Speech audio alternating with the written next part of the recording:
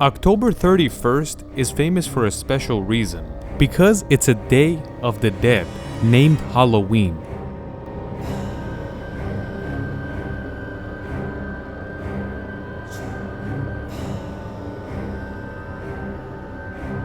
First, let's get to know Halloween a little bit. On Halloween Day, which is October 31st, around 1 billion people around the world, especially the kids, go around their neighborhood and ask for candy, and this tradition is called trick-or-treating. They don't just wear anything, they wear a costume that's usually scary, funny, or goofy looking. It could be just the clothing, it could be a mask, and it could be a face painting.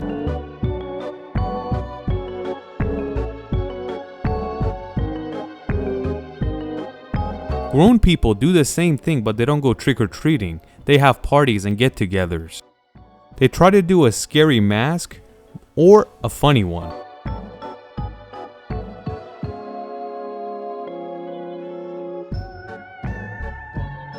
But why is this a tradition or a holiday? And why do we have to dress up with costumes on October 31st?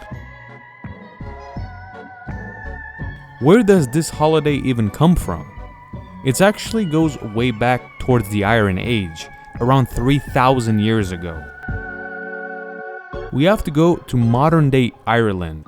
The people that live here are called the Celts, and they weren't civilized as the southern parts of Europe, but it's not like they were cavemen. And one of the most important things in their culture was life and death, and celebrating those two.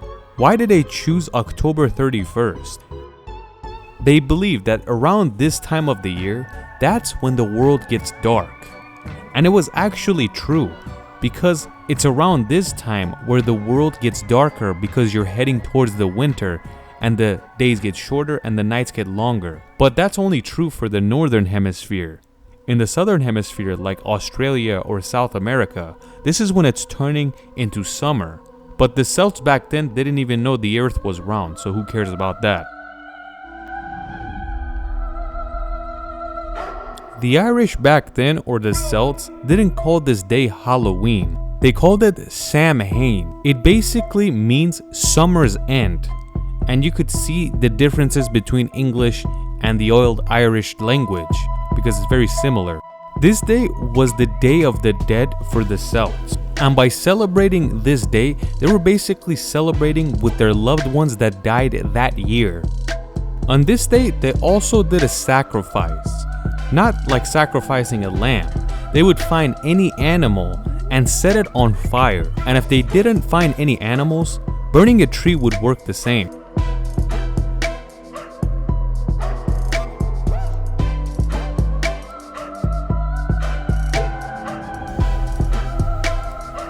We get to 43 AD, when the Roman Empire is taken over Europe, and they take over England and Ireland.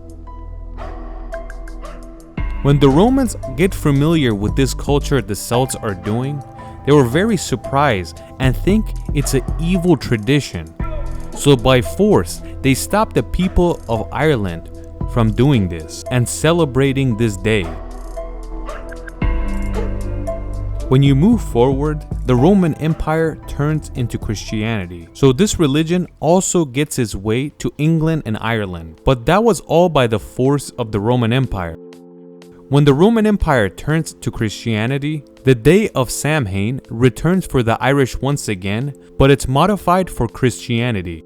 They also give it a new name, All Hallows Day. All Hallows Day basically translates to All Saints' Days, or the Day of the Saints. So it wasn't considered the Day of the Dead, rather the Day of the Saints.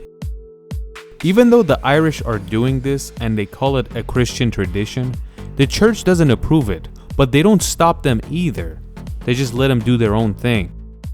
So they have the same tradition, but instead of their old loved ones, they're celebrating the saints. Even though Christianity doesn't recognize this as a tradition, it makes its way all the way to Europe. First, the English do it, then it enters Germany, France, and the other places, and they slowly start to celebrate it as well.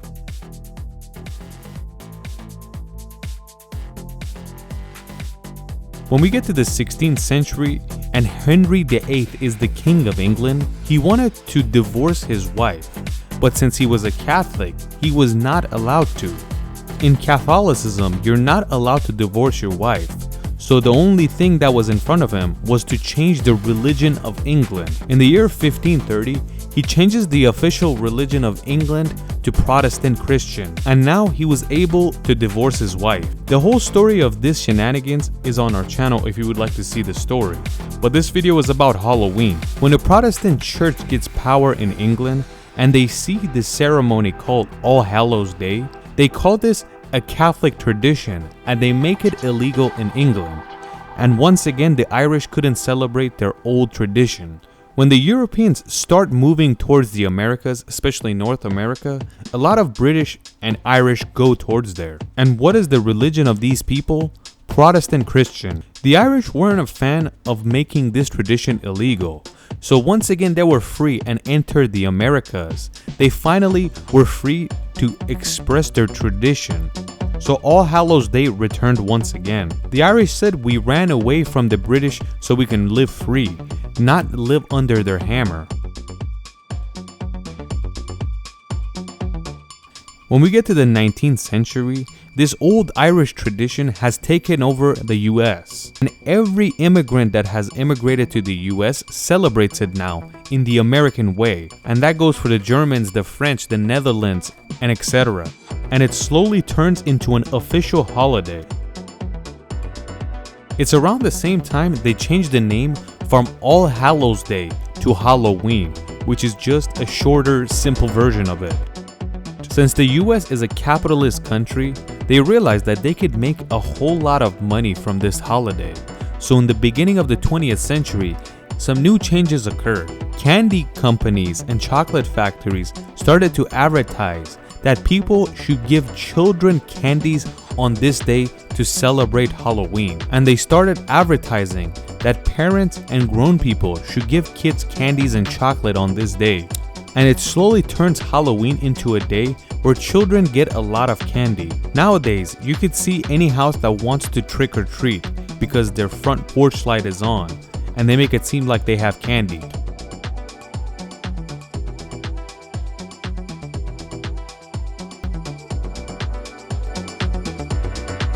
Other American businessmen realized that the candy factories are making a lot of money on Halloween, so they decided to think on how to advertise.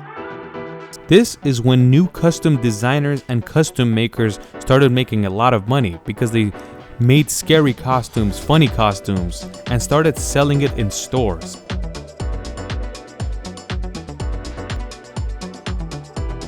This goes the same for pumpkin farmers. It became tradition that you should buy a pumpkin on Halloween day, carve it, put a funny or scary face on it, and then add a candle to it and put it on your front porch. And also, once again, this became the face of Halloween.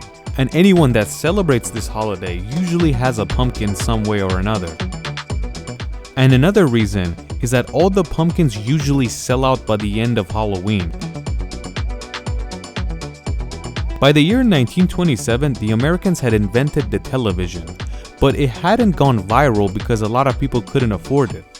When you get to the 1950s, that's when most Americans started to get TVs and they could afford it. So in the 1950s, Halloween blew up again, and not only in the US but the entire Western world. Hollywood saw that this is a good topic to make movies on, and a lot of scary movies came out of this holiday, and this alone made Halloween even more famous. At this point, this wasn't a religious holiday anymore. It was more a fun thing that it helps the economy.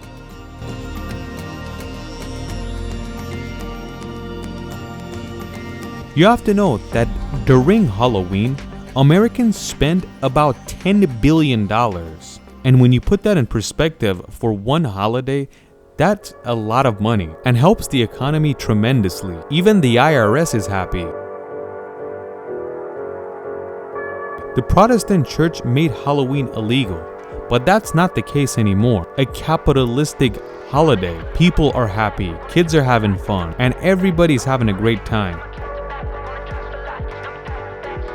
But that leaves it to you guys. What do you guys think about Halloween?